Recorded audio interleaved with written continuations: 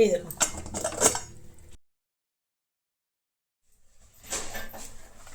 নমস্কার বন্ধুরা, আমার রান্নাঘরে আপনাদের সবাইকে স্বাগত।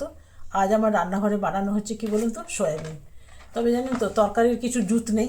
তো আমার মা এই সয়াবিনটা খুব ভালোবাসতো, আর ছোটোর থেকে আমরাও খুব ভালোবাসি। মানে একদম মাংসর মতন খেতে লাগে। তো মাকে কখনো বলতাম যে ভালো মন্দ কিছু করে দাও, মা তখন এটাই করে দিত। মানে মাংসর মতন টেস্ট পাওয়া যাবে, আর সত্যিই ভালো লাগে, সত্যি ভীষণ ভালো লাগে। তো আমার কাছে খুব ছোট ছোট সাইজের আছে, দেখতে পাচ্ছেন, একদম গুলির সাইজ। আপনাকে দেখেন, এই যে, এই আপনি বোধহয় চোখেও দেখতে পারবেন না। তবে আমার এই ছোট ছোট সাইজগুলো খুব ভালো লাগে।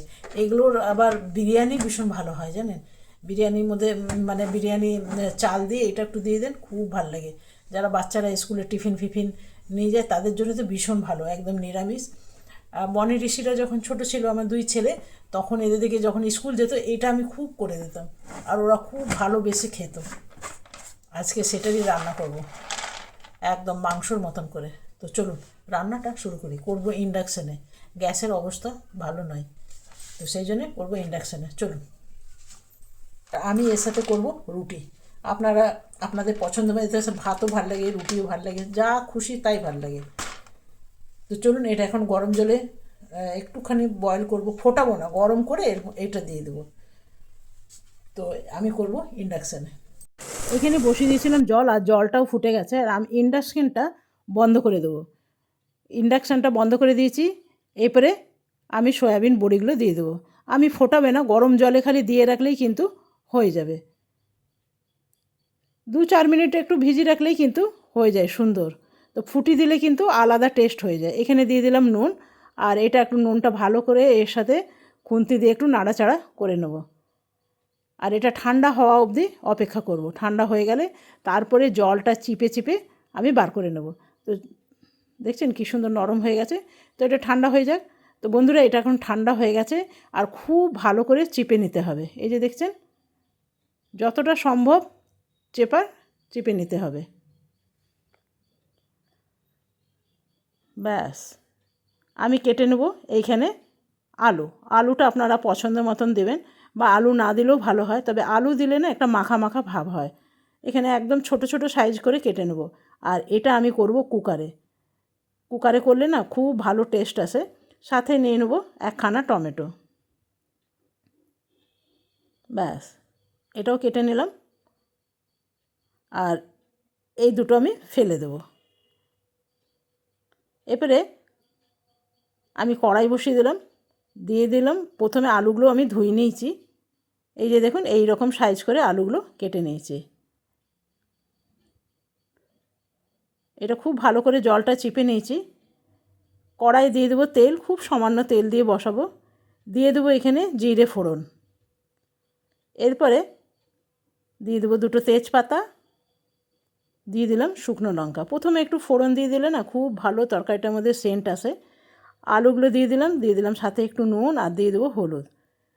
একটু আলুগুলো ভেজে নেব, খুব বেশি ভাজার দরকার নেই। এরপরে এখানে মশলা দিয়ে দিলাম রসুন বাটা, আর দিয়ে দিলাম ধনে জিরে আদা বাটা, আর এখানে দিয়ে দিলাম 1/2 চামচের মতন পেঁয়াজ বাটা। দিয়ে যে টমেটোটা কেটে রেখেছিলাম সেটাও দিয়ে দিলাম। ভালো করে কষিয়ে নিতে হবে। মাংস যেরকম করে কষানো হয় না, ঠিক ওই রকম করে কষাতে হবে। আর মাংসেরই মশলা দিয়েছি সব। তো দেখুন, এটা অনেকক্ষণ ধরে কষানো হয়ে গেছে। এরপরে দিয়ে দিলাম একটু ঝাল লঙ্কা। এরপরে সয়াবিনগুলো দিয়ে আবার কষাতে হবে, যাতে সয়াবিনের মধ্যে সব মশলা ঢুকে যায়। অনেকক্ষণ ধরে কষানো হয়ে গেছে। এরপরে এর মধ্যে দিয়ে দেবো জল। দেখছেন, এটা এই রকমও খেতে ভীষণ ভালো হবে, যেহেতু সয়াবিনটা সেদ্ধ করা আছে। আলুগুলো যদি এরকম অল্প জল দিয়ে দিয়ে ভাপিয়ে সেদ্ধ করা হয় না, তাহলে কিন্তু শুকনো শুকনো হলে খেতেও ভালো লাগবে। এখানে দিয়ে দেবো জল। এরপরে এটা আমি কুকারে দিয়ে দেবো, আর কুকারে দিলে দেখবেন কি সুন্দর কালার আসবে, দারুণ। তবে কে কে পছন্দ করো এই সয়াবিন, আমাকে অবশ্যই জানাবেন। জানালে একটু ভালো লাগবে যে আমার মতন অনেকেই আছে যারা এই সয়াবিন খেতে পছন্দ করে। এখানে আমি বেশি সিটি দেবো না, 2টো সিটি দেবো, কেন আলুগুলো অনেকক্ষণ ধরে ভেজেছি তো, না তো আলুগুলো গলে যাবে। এই একটা সিটি দিলাম, আর আরেকটা আমি সিটি দিয়ে দেবো, ব্যাস। তো বন্ধুরা এইটা সিটি পড়ে গেছে, আর এটা সিটিটা এখনও বেরোয়নি, বেরোলে আপনাদের দেখাবো। ভাল লাগে মাঝে মাঝে যদি এইরকম খাওয়া যায়, ভাল লাগে। সয়াবিন আমাদের আমাদের সব বাড়ির সবাইকার খুব পছন্দ, জানেন? সয়াবিন সয়াবিন দিয়ে রুটি খেতে ভাল লাগে, ভাত খেতে ভাল লাগে, আবার সয়াবিনের বিরিয়ানি ভাল লাগে। তবে অনেক রান্না এখন ইন্ডাকশানেই করি, এখনও গ্যাসের সমস্যা মিটেনি, বরং বাড়ছে দিনে দিনে, সব জিনিসের দাম বেড়ে গেছে। চলুন এটা বেরো, আর আমরা খাবো রুটি দিয়ে। খালি এটা বেরিয়ে গেলে আপনাদের দেখিয়ে দেবো কীরকম হয়েছে। তো চলুন।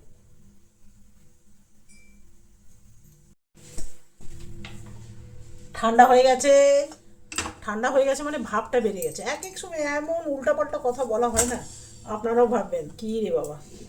এই দেখুন এখনো ফুটছে, আপনাদের দেখছেন?